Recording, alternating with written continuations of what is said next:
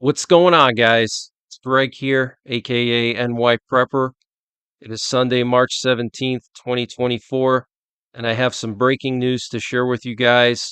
Right now, it is 21:08 Eastern Time here in the United States, and we have some major breaking news coming in from Europe and Russia.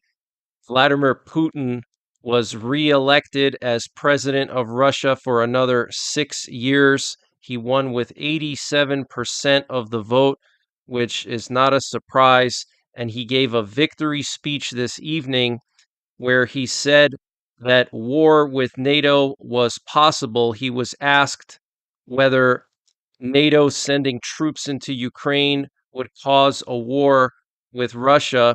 And he said, anything is possible in today's world. It is clear to everyone that this would be one step from a full scale World War III.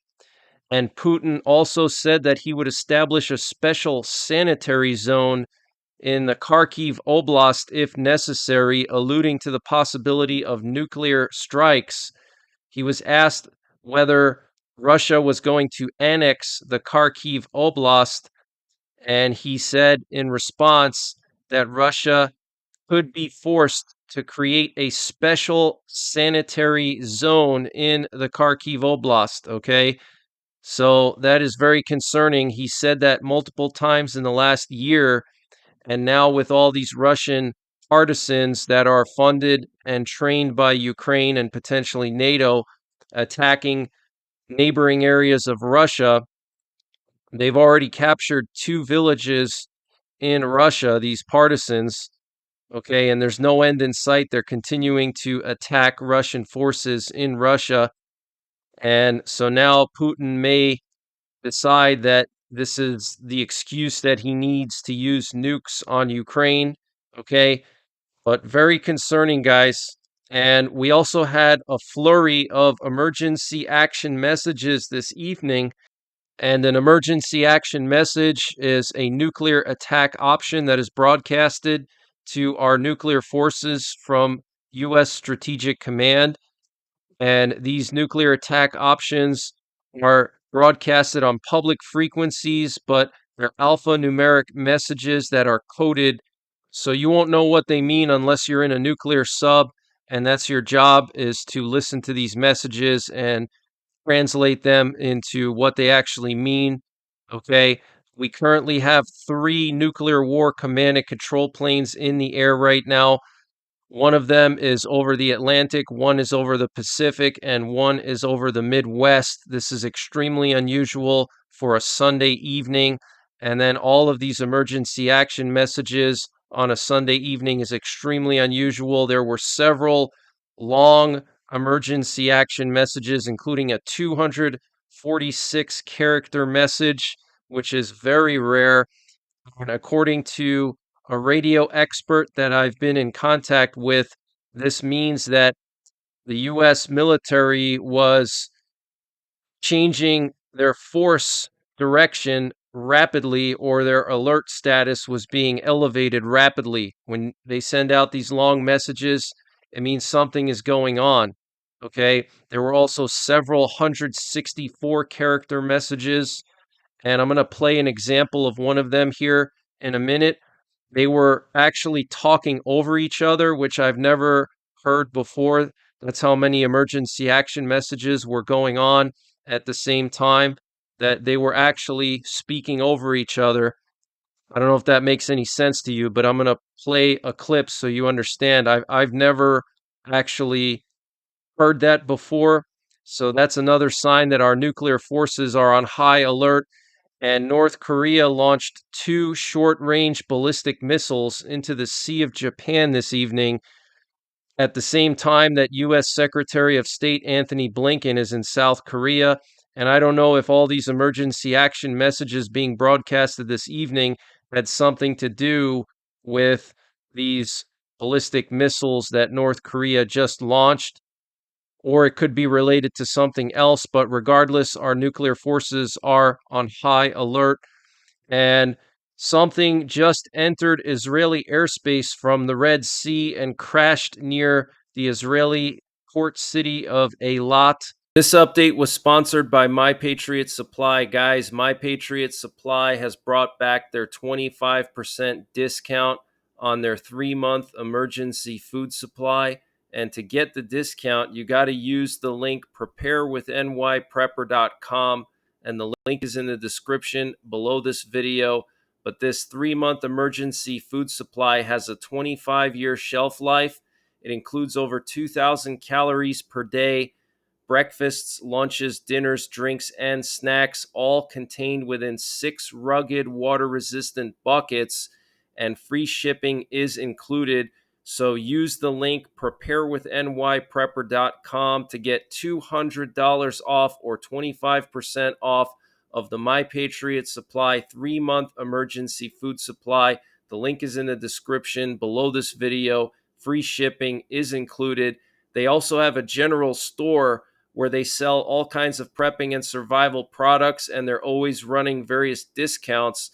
And to get to their general store, you just got to click on the My Patriot Supply logo when you get to preparewithnYprepper.com at the top of the page, and you'll see their general store where they sell all kinds of prepping and survival products, and they're always running discounts here. So use the link preparewithnYprepper.com to get 25% off of the My Patriot Supply 3-month emergency food supply, and the link is in the description below this video. And I don't have any other details to provide other than something entered the Israeli airspace near a lot and crashed. And I want to just mention an easy way for you guys to find my channel on YouTube. A lot of people have been complaining that even when they type in NYPrepper in the search box on YouTube, that my channel doesn't show up at the top of the search results. So an easy way to have my channel pop right up is to just put the @ symbol in front of NYPrepper. That's my channel handle. So type @ NYPrepper, just like you're writing an email. Okay, you're going to write @ no space and then NYPrepper. Okay, so it's just one word, @ NYPrepper. Another option is you can type in youtube.com/NYPrepper. That'll take you directly to my YouTube channel. Another option is to go to my website, NewYorkPrepper.com. And my website will have all of my latest YouTube videos. And here's an example of one of the emergency action messages from this evening. There were 2 going on at the same time on the same frequency, which I've never heard before. You can hear them basically talking over each other, kind of. Listen.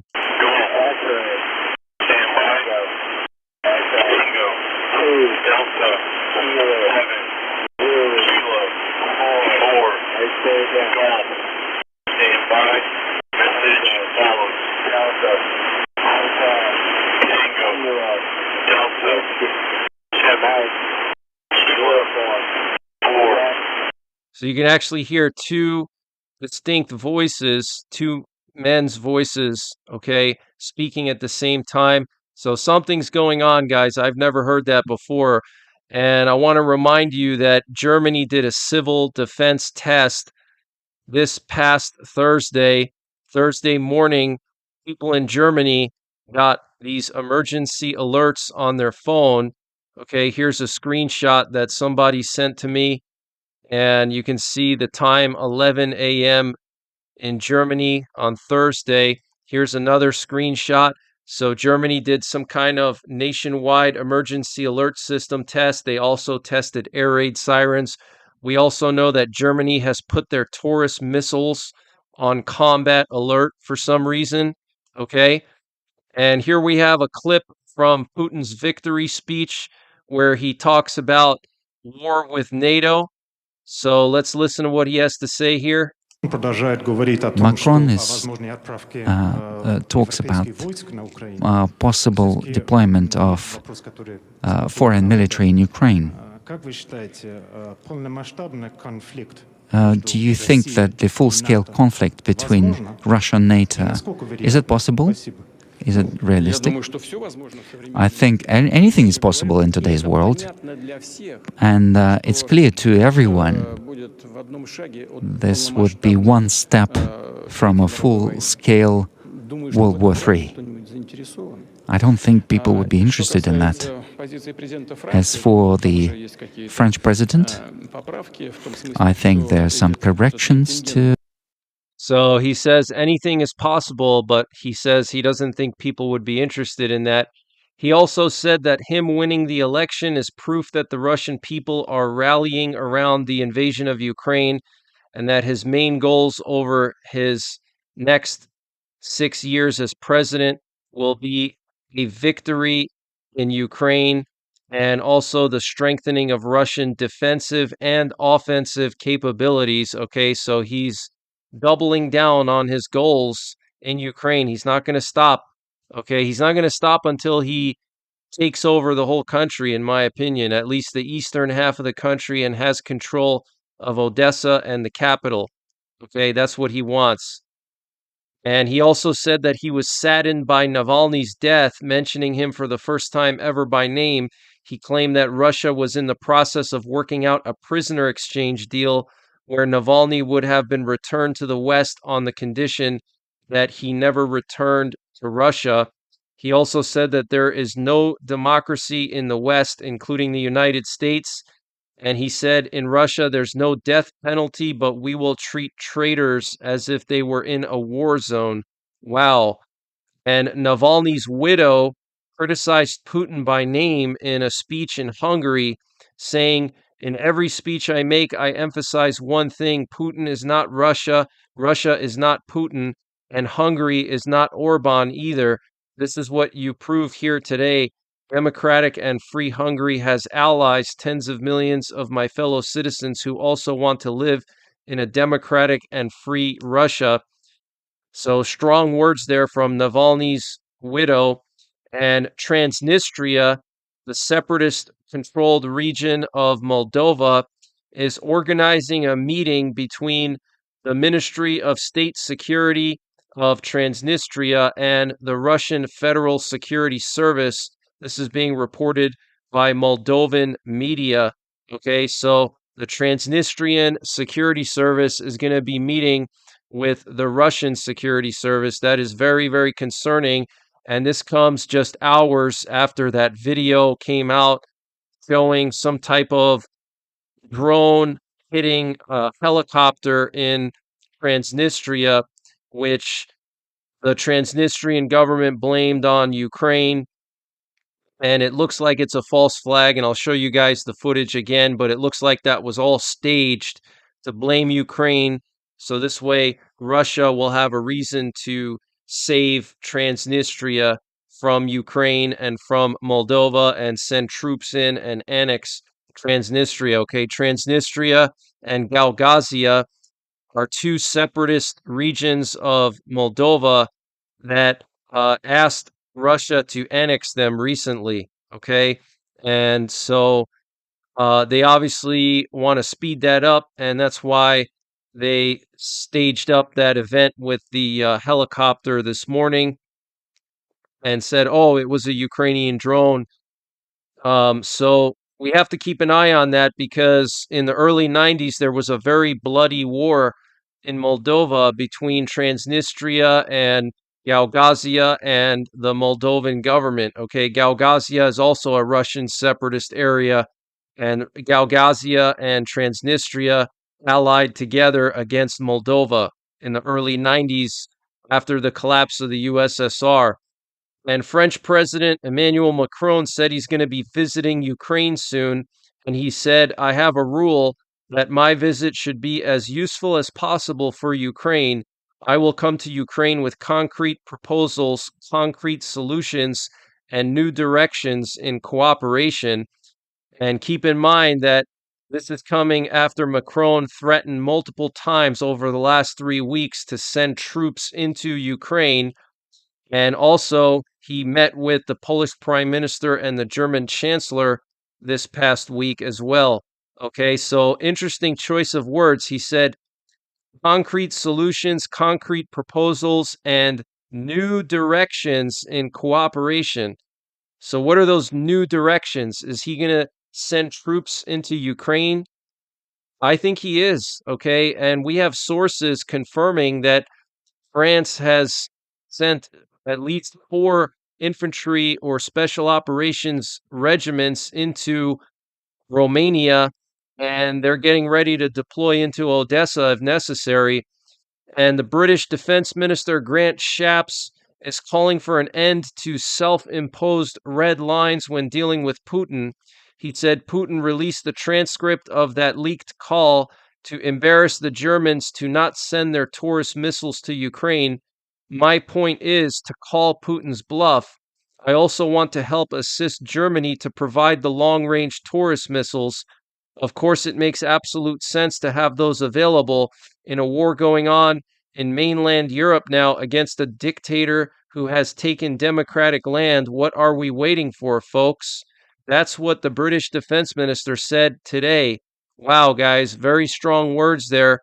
Okay, and he was talking about that leaked phone conversation or conference with the German Air Force officials, how they were talking about how they're going to destroy the Crimean Bridge. And he was saying that Putin leaked that out on purpose to intimidate the Germans to not send Taurus missiles. And he's saying that we have to call Putin's bluff. And the Czech president, Peter Pavel, doesn't see a peace deal between Russia and Ukraine in the short term that would end the war. He said all Russia's proposals so far have been virtually a dictate. The Kremlin presented its list of conditions that it, as an aggressor, has no right to impose. And in Belgorod, the Russian partisans used cluster munitions, according to RT, Russia Today. That's a government funded newspaper in Russia, a government funded media outlet. And here's a clip, apparently, of this cluster munition going off somewhere in Belgorod on a city street. Okay. So I can't confirm if this is legit or not. This is what Russia is saying. Okay. And the head of the Ukrainian military intelligence, Kirilo Budanov, said that the limited operation of Russian partisans in Belgorod and Kursk regions is the beginning of the struggle for their native country. The struggle of the rebels is entering a new phase, not only to fight against the fascist regime, but also to unite the opposition forces into one powerful fist and save the country from falling into the abyss. So obviously, the Ukrainian intelligence is backing up these partisans, and they're getting stronger, guys. They've already captured 2 villages, and there's no end in sight. And here we have this Russian military truck that was destroyed by the Russian partisans. This was somewhere in Belgorod. And Netanyahu released a video with English subtitles, making it clear for the international community that the IDF will enter and control Rafah and that Israel will fight until total victory. And if you want to see the entire video, you can go to Netanyahu's Twitter account. He posted it on his Twitter account. I'm not going to make you watch the whole thing, but a lot of good nuggets of information. But essentially, he confirmed that Israel will be going into Rafah, and he's going to be pushing back against international pressure. And a new survey by the Jewish People's Policy Institute revealed that 2/3 of Israelis believe the Israeli army should attack Hezbollah with full force in Lebanon. And the Israeli Prime Minister and the German Chancellor Olaf Scholz are currently meeting in Jerusalem to discuss the war in Gaza and the possibility of escalation across the region. Wow, guys, okay? So Olaf Scholz going to Israel, that is very unusual. And to talk about a possible escalation across the region. So we have all these different war fronts going on at the same time now, guys. We have North Korea firing several ballistic missiles this evening. We have Israel getting ready to go into Rafah, and then after that, they're going to go after Hezbollah. Okay, we have the situation in Ukraine. We have the situation with Russia and NATO. Okay, France now talking about sending troops. Multiple European countries are on board with that. Okay, so we could have a multi front world war starting very, very soon. Okay, so make sure you guys are prepared. And I have a lot of videos on nuclear war survival. I'll leave links in the top right corner of this video to my nuclear war survival videos here on YouTube. Also, check out my website, NYPrepper.com. I have a lot of nuclear war survival reference information there. We also have some breaking news coming in from Cuba. Apparently, the Cuban spy station was broadcasting 2 nights ago to Cuban spies inside of the U.S. This was reported to me by somebody who listens to these spy stations. So that's very concerning. And I have some viewers that sent me some information about military activity in their area. One viewer was from outside of Nashville, and they reported over the past few days that there have been Black Hawks flying over extremely low to the point where they could see ammo in the guns on the Black Hawks, and that pictures on their walls in their home were rattling. And this is the first time they've seen this in the past 4 years. I have another viewer that told me that they saw 6 Blackhawks flying over Springfield, Illinois, heading south, and that it's pretty rare to see them in that area. And the Czech Republic has apparently found another 700,000 artillery shells that can be secured with additional funding, in addition to the 800,000 shells they already found. And so this would be a total of 1.5 million artillery shells, and the Czech Republic wants $3.3 billion for them.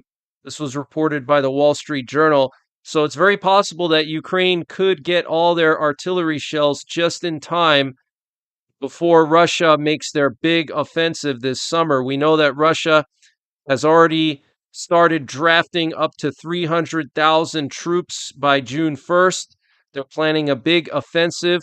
I expect them to make a big push near Donetsk. That's where they're strongest, and they could try to reach the capital, Kyiv. We have the Belarusian military on combat alert right now. They're doing drills just 40 kilometers from the border of Lithuania, and they just moved a bunch of tanks and BMPs to the border with Lithuania, so something could go down. It's possible that Belarus could invade Lithuania at the same time as Russia makes their big push into Ukraine this summer. And the Houthis have stated that they are planning to sink the American aircraft carrier in the Red Sea, the USS Dwight Eisenhower, and that would be absolutely insane. And the Latvian Security Service announced the initiation of criminal proceedings against a politician by the name of Tatiana Zdanok on suspicion of her cooperation with Russia. And I want to remind you guys that Poland just purchased thousands of long range missiles from the U.S., including 800 JSAM ER missiles, 1,800 Hellfire missiles for 100 Apache helicopters, and 750 AMRAAMs. So Poland is arming up like crazy. And I want to remind you guys also that last week Sweden told their citizens to have 90 days of food and water because they're expecting World War III to break out. And also, the Houthis now have hypersonic missiles, apparently, and I wonder how they got those hypersonic missiles. Probably Russia. And here we have some video footage coming out of Russia. This is in Syrizan, and this is another oil refinery that was hit today.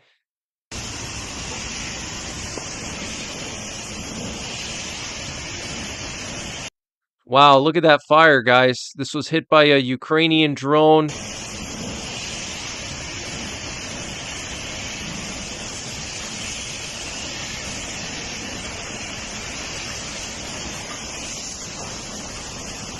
So Ukraine is doing some serious damage to Russia's oil refineries and also to their Black Sea fleet. They've sunk several of Russia's warships. So Putin is really going to get infuriated soon. Here's a picture of all of the Russian oil refineries that have been hit by Ukrainian drones, some of them as far away as 1,000 kilometers from Ukraine. And here we have that video of the helicopter in Transnistria that supposedly got hit by a Ukrainian drone. And what I find very interesting is that they would conveniently have a camera facing this direction, okay, pointed exactly at this helicopter. I mean, this camera doesn't really look at anything else, just this helicopter. Normally, when you have a security camera, you want to watch a large area, you want to get a good view over an important area. And this camera just seems to be focused right on this helicopter, which to me is very suspicious. And then afterwards, they released this video footage showing a close up of this destroyed helicopter. So it's just very suspicious to me. I think it was staged on purpose so Daddy Putin could come to the rescue and save Transnistria from Moldova. And I want to remind you guys also the breaking news that I reported 2 days ago that the British Defense Minister Grant Shapps had to cancel a trip to Ukraine because they were concerned that Russia was going to strike him with missiles like they tried to do to the Greek prime minister in Odessa when he was meeting Zelensky. So this is serious, guys. There's a lot going on behind the scenes that we don't know about. Okay? Only 5% of what's going on is what you actually see in the media. Okay? The rest is happening behind closed doors. We only get a little peek into what's going on. For all we know right now, Putin could be sitting there with his hand on the button, okay, and we wouldn't know about it until we get emergency alerts on our phones telling us that we have 30 minutes to prepare for missile impacts. Okay, that's how quickly things can escalate. And here we have a picture showing these Belarusian tanks and BMPs that were seen unloading 10 kilometers from the border with Lithuania, right near Vilnius, near the E28 highway, which goes straight into Lithuania and right into Vilnius. This was the Ashmiany train station where these Belarusian uh, tanks and BMPs were being unloaded. Okay, and BMPs are amphibious vehicles. They were specifically designed for crossing bodies of water, and this part of the world has a lot of swamps and rivers. So I find it very interesting that they would move all these BMPs close to Lithuania. It's very indicative that they're planning something. And Belarus is also doing territorial defense drills 40 kilometers from the border with Lithuania in April for the entire month. And here's a picture of some of the Belarusian uh, troops training close to Lithuania. You can see all these BMPs here lined up in a field. So this would be a very convenient way for Vladimir Putin to cause a problem for NATO is to have Belarus attack Lithuania or attack Poland or Latvia and not Russia, okay? Because remember, Belarus is a separate country, even though they're basically like a satellite of Russia, but they are separate countries. So basically, Russia would not be directly fighting with Lithuania or Poland. It would be Belarus doing it. And the purpose of this would be to shock NATO and to force NATO to redeploy forces and to focus on that instead of focusing on Russia's offensive in Ukraine, which I believe Russia is going to try to go for the jugular this year because Ukraine has run out of equipment. They've run out of men. They've lost a lot of men. And now's a good opportunity for Putin to try to go all the way to the capital and to go to Odessa and seize the critical port city. And there's going to be a new massive NATO base in Romania that could rival Ramstein. Here we have a picture showing the proposed base in the Mechel Pagal International Airport. Okay, so that is a huge red flag that NATO is preparing for a war with Russia. I want to show you guys how much territory Russia has taken just in the last week. So, what you're looking at here are the front lines near Donetsk, and this is on March the 9th, and I'm going to skip ahead to today, day by day, and I want you to focus on where these red arrows are and the red line here, the shaded area in red, and you can see it growing a little bit day by day. Okay, so here we have March 10th, March 11th, March 12th, March 13th, March 14th, March 15th, on March 16th. So you can see they moved a few miles uh, in several areas, okay? Up here near Orlivka, down here near Marinka. They've already completely captured Marinka now. Um, so this is not a good sign, guys. This is very, very bad. And finally, I just want to ask you guys to pray for my buddy Lewis from Grand Supreme News. His wife's grandmother is in the ICU. So please say a prayer for him. Lewis at Grand Supreme News, pray for his wife's grandmother. And other than that, I'll be back tomorrow with more breaking news. So make sure you're subscribed. Hit the bell icon down below so you get notified when I post these updates. And until then, take care. God bless. And don't forget the 3 Ps: prepare, practice, and persevere. Guys, if you want to learn about some of the most infamous terrorist leaders in the Middle East, you got to check out Gaza's Most Wanted. They have these playing cards and shooting range targets with all the most infamous terrorists printed on them. So this way you can learn what they look like and who they are while playing a game of poker or while having fun at the range practicing your skills. 10% of proceeds are donated to support the Israeli Defense Forces.